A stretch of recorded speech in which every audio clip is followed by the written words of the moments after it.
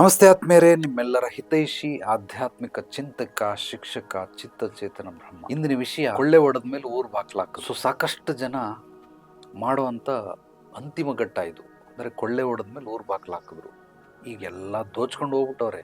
ಈಗ ಊರು ಬಾಗ್ಲಾಕಿ ಏನ್ ಪ್ರಯೋಜನ? ಇರೋದನ್ನಾದ್ರೂ ಉಳಿಸ್ಕೊಂಡು ಹೋಗೋಣ ಅಂತ ನಾನು ಕೇಳೋ ಅಂತ ಪ್ರಶ್ನೆಗೆ ಅವ್ರು ಕೊಟ್ಟಂತ ಉತ್ತರ. ಇರೋದನ್ನಾದ್ರೂ ಉಳಿಸ್ಕೊಂಡು ಹೋಗೋಣ ಅಂದ್ರೆ ಅವನು 90% ಎಲ್ಲ ದೊಡ್ಡ ದೊಡ್ಡದ ಗಂಟನ್ನ ಎತ್ಕೊಂಡು ಹೋಗ್ಬಿಟ್ಟ. ಪಾತ್ರೆ ಪಗಡೆ ಫರ್ನಿಚರ್ ಅವು ಇವು ಬಿಟ್ಟೋಗವನೆ. ಅದನ್ನ ಏನು ಉಳಿಸ್ಕೊಳ್ತೀರ ನೀವು? ಕೊಳ್ಳೆ ಹೊಡೆದ್ಮೇಲೆ ಊರು ಬಾಕ್ಲಾಕಿದ್ರು, ಟ್ರೈನ್ ಹೋದ್ಮೇಲೆ ಟಿಕೆಟ್ ತಗೊಂಡ್ರು. ಇದೆಲ್ಲ ಹಾಡು ಭಾಷೆಗಳನ್ನು ಕೇಳಿದಿರ. ಪ್ರತಿಯೊಬ್ಬ ಮಾಡೋ ತಪ್ಪೇನು ಅಂತಂದರೆ, ಆ ಕೊಳ್ಳೆ ಹೊಡೆಯೋದಕ್ಕಿಂತ ಮುಂಚೆ ಮುನ್ನೆಚ್ಚರಿಕೆ ಕ್ರಮಗಳನ್ನು ಹೇಗೆ ಮಾಡಬೇಕು ಅದು ಗೊತ್ತಿಲ್ಲ. ನಾವು ಕಳ್ತನ ಆಗದಿರೋ ರೀತಿ ಸೇಫ್ಟಿ ಹೇಗೆ ಮಾಡ್ಕೊಳ್ಬೇಕು ಅದು ಗೊತ್ತಿಲ್ಲ. ರಕ್ಷಣೆ ಬೇರೆ, ಸಂರಕ್ಷಣೆ ಬೇರೆ. ಈ ಎರಡಕ್ಕೂ ಬಹಳ ಬಹಳ ವ್ಯತ್ಯಾಸ ಇದೆ, ಅಜಗಜಾಂತರ ವ್ಯತ್ಯಾಸ ಇದೆ. ಅದನ್ನು ಶಾರ್ಟ್ ಆ್ಯಂಡ್ ಸ್ವೀಟಾಗಿ ಹೇಳೋದಕ್ಕೆ ಸಾಧ್ಯವಿಲ್ಲ. ಬಟ್ ರಕ್ಷಣೆ ಅಂತಂದರೆ ಬಾಗಿಲು ಹಾಕಿದ್ದೀರ, ನೀವು ಕೀ ಹಾಕ್ಕೊಂಡು ಒಳಗಡೆ ಮಲಗಿದ್ರೆ ಇದು ರಕ್ಷಣೆ. ಬಟ್ ಆದರೂ ಬಾಗಿಲು ಹಾಕಿದ್ರು ಕೂಡ ಕಳ್ಳ ಬಂದ ಎತ್ಕೊಂಡು ಹೋಗ್ಬಿಟ್ಟ, ಏನೋ ಕಳ್ತನ ಮಾಡ್ಕೊಂಡು ಹೋಗ್ಬಿಟ್ಟ. ಈ ರೀತಿ ಮಾಡದೇ ಇರೋದಕ್ಕೆ ಏನು ಮಾಡಬೇಕು? ಸಂರಕ್ಷಣೆ. ಈ ಸಂರಕ್ಷಣೆ ಅಂದರೆ ಸೂಕ್ಷ್ಮ, ರಕ್ಷಣೆ ಅಂದರೆ ಮರ, ಸಂರಕ್ಷಣೆ ಅಂದರೆ ಬೇರು. ಮರಕ್ಕೂ ಬೇರಕ್ಕೂ ಬಹಳ ಬಹಳ ವ್ಯತ್ಯಾಸ. ಸಂಪೂರ್ಣವಾಗಿ ಆಟ ಇರೋದೇ ಬೇರಲ್ಲಿ, ಮರದಲ್ಲಿ ಏನೂ ಇಲ್ಲ ಆಟ. ಮರ ಕಟ್ ಮಾಡಿದ್ರೆ ತಿರ್ಗಾ ಬೆಳೀತದೆ, ಬಟ್ ಬೇರು ಕಟ್ ಮಾಡಿದ್ರೆ ಆಟ ಮುಗಿದೋಯ್ತು.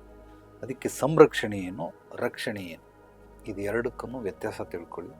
ಸಂರಕ್ಷಣೆ ಬೇರಿದ್ದಂಗೆ, ಅದು ಭೂಮಿಯ ಒಳಭಾಗದಲ್ಲಿರ್ತದೆ, ಅದು ಯಾರ ಕಣ್ಣಿಗೂ ಕಾಣಿಸೋದಿಲ್ಲ, ಬಟ್ ಕೆಲಸ ಮಾಡ್ತಾ ಇದೆ. ಅದು ಕೆಲಸ ಮಾಡ್ತಾ ಇರೋದ್ರಿಂದನೇ ಮರ ಬದುಕಿದೆ. ಇಲ್ಲಾಂದರೆ ಮರ ಖಂಡಿತವಾಗ್ಲೂ ಬದುಕೋದಕ್ಕೆ ಸಾಧ್ಯವಿಲ್ಲ. ಮರ ಅನ್ನೋದು ರಕ್ಷಣೆ. ಈ ಸೂಕ್ಷ್ಮಗಳು ಊರು ಕೊಳ್ಳೆ ಹೊಡೆದ್ಮೇಲೆ ಊರು ಬಾಕ್ಲಾಕಿದ್ರು ಅಂದಂಗೆ ನನ್ನ ಹತ್ರ ಬರುವಂಥ ಜನಗಳು 100ಕ್ಕೆ 80 ಜನ, 80% ಅಷ್ಟು ಜನ ಮುಂಚೆ ಬಂದು ಒಂದು ಮುನ್ನೆಚ್ಚರಿಕೆ ಅಥವಾ ದೂರಾಲೋಚನೆ ಇಲ್ಲ ದೂರದೃಷ್ಟಿ ಇಲ್ಲ ದಿವ್ಯ ದೃಷ್ಟಿ ಅಂತ ಕರಿಬೋದು. ಅದನ್ನು ಅವರು ಕೇಳ್ಕೊಂಡು ಹೋಗ್ಬಿಟ್ರೆ ಒಂದು ಸ್ಪಷ್ಟತೆಯನ್ನು ಕೊಡ್ತೀನಿ. ಏನು ಮಾಡಬಾರ್ದು, ಏನು ಮಾಡಬೇಕು, ಹೇಗೆ ಮಾಡಬೇಕು ಅನ್ನೋ ಒಂದು ಸ್ಪಷ್ಟತೆಯನ್ನು ಕೊಡ್ತೀನಿ. ಕೆಲವೊಂದನ್ನು ನಾವು ಮುಟ್ಟಬೇಕಾ ಮುಟ್ಟಬಾರ್ದ, ನೋಡಬೇಕಾ ನೋಡಬಾರ್ದ, ಇಟ್ಕೋಬೇಕಾ ಇಟ್ಕೋಬಾರ್ದು, ತಿನ್ನಬೇಕಾ ತಿನ್ನಬಾರ್ದ, ಈ ಎಲ್ಲ ಅಂಶಗಳನ್ನು ನಿಮಗೆ ಗೊತ್ತಿಲ್ಲ. ನೀವು ಏನನ್ನು ಬೇಕಾದರೂ ತಿಂತೀರಾ, ಏನನ್ನು ಬೇಕಾದ್ರೂ ನೋಡ್ತೀರಾ. ನಾನು ಆಹಾರದ ಬಗ್ಗೆ ಹೇಳ್ತಾ ಇಲ್ಲ.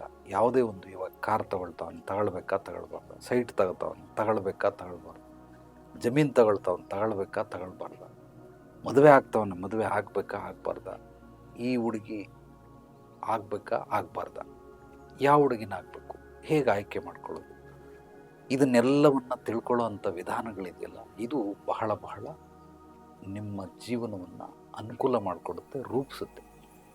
ನೀವೇನಾದರೂ ಈ ನಿಮಗೆ ಗೊತ್ತಿಲ್ಲದೇ ಏನಾದರೂ ಮಾಡಿದ್ರೆ ಅದು ನಿಮಗೆ ತುಂಬಾ ಪಾಪಕೃತ್ಯಗಳನ್ನು ಮಾಡಿಸುತ್ತೆ, ತುಂಬ ಕಷ್ಟದ ಕೂಪದಲ್ಲಿ ನಿಮ್ಮನ್ನು ತಳ್ಳಿಬಿಡುತ್ತೆ. ಆದ್ದರಿಂದ ವೆರಿ ಸಿಂಪಲ್ ಜೀವನದ ರಹಸ್ಯ. You want to play the game, you know the rule. ಯಾವುದೇ ಆಟಗಳನ್ನು ಆಡಬೇಕಾದ್ರೆ ಆಟದ ನಿಯಮಗಳು ಗೊತ್ತಿರಬೇಕಷ್ಟೆ. Anything is possible, everything is possible when you know the system and process. ಯಾರಿಗೆ ಸಿಸ್ಟಮ್ ಪ್ರೋಸೆಸ್ ಗೊತ್ತು ಅವನು ಏನನ್ನು ಬೇಕಾದರೂ ಸೃಷ್ಟಿ ಮಾಡ್ತಾನೆ, ಹೇಗೆ ಬೇಕಾದರೂ ನಿರ್ಮಿಸ್ಕೊಳ್ತಾನೆ, ರೂಪಾಂತರಣಗೊಳಿಸ್ಕೊಳ್ತಾನೆ ಅವನ ಬದುಕನ್ನು, ಜೀವನವನ್ನು. ಆದರೆ ಯಾರಿಗೂ ಗೊತ್ತಿಲ್ಲ, ಪಾಪ ಒದ್ಲಾಡ್ತಾ ಇರ್ತಾರೆ. ಇಲ್ಲಿ ನಿಮಗೆಲ್ಲ ಒಂದು ಸತ್ಯ ಹೇಳ್ತೀನಿ, ನನ್ನ ಅನುಭವದ ಮಾತುಗಳನ್ನು ಕೇಳ್ಕೊಳ್ಳಿ.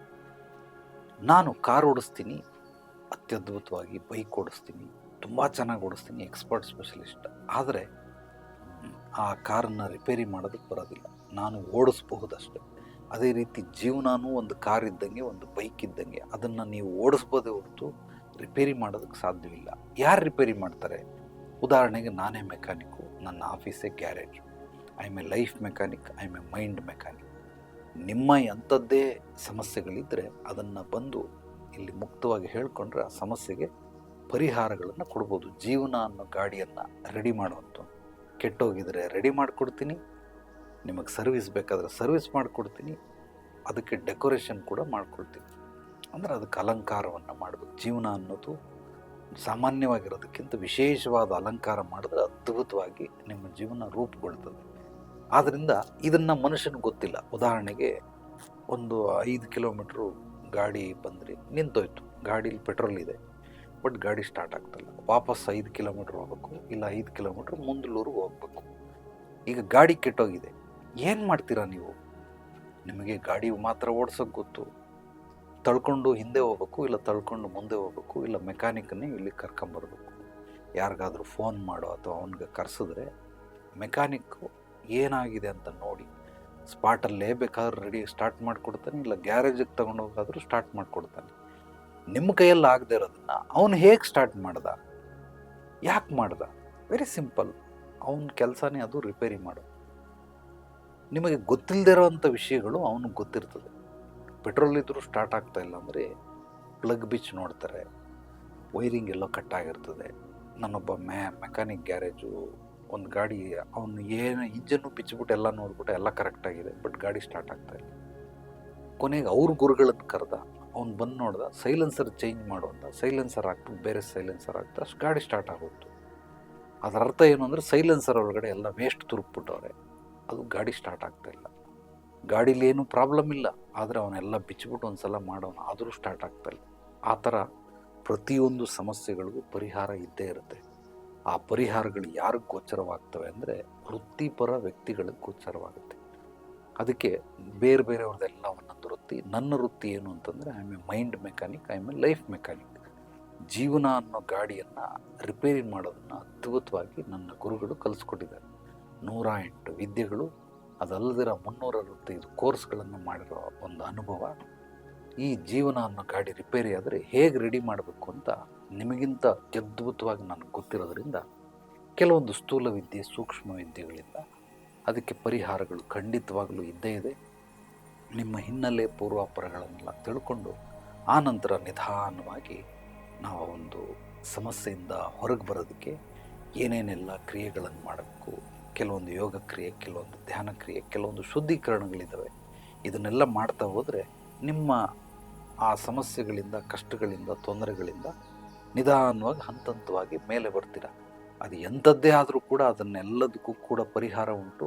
ಅದಕ್ಕೆ ಮಾರ್ಗಗಳು ಬೇಕು, ಸೂಕ್ತವಾದ ಪರಿಹಾರಗಳು, ಸೂಕ್ತವಾದ ಮಾರ್ಗದರ್ಶನ, ಸೂಕ್ತವಾದ ವ್ಯಕ್ತಿಗಳು, ಸಮಯ, ವಸ್ತುಗಳು ಇದೆಲ್ಲ ಇದ್ದರೆ ಮಾತ್ರ ಮನುಷ್ಯನಿಗೆ ವಂಡರ್ಫುಲ್ ಫಲಿತಾಂಶವನ್ನು ಸಿಗೋದಕ್ಕೆ ಸಾಧ್ಯ. ಇದರಲ್ಲಿ ಯಾವುದಾದ್ರೂ ಒಂದು ಮಿಸ್ ಆದರೂ ನಿಮಗೆ ಫಲಿತಾಂಶ ಸಿಗೋದಿಲ್ಲ.